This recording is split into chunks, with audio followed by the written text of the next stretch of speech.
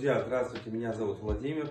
Сегодня я вам на этом объекте хочу презентовать начало строительства мини-русской печи. Собираем мы эту конструкцию из шамотного кирпича, радиусного такого. Таким образом мы получаем арочную, долговечную конструкцию. Кроме того, такая конструкция позволяет равномерно распределять тепло внутри камеры сгорания. И из преимуществ мы получаем быстросборную конструкцию. В течение дня, уже в течение дня можно собрать такую печку у себя на участке и приготовить вкусный плов, например.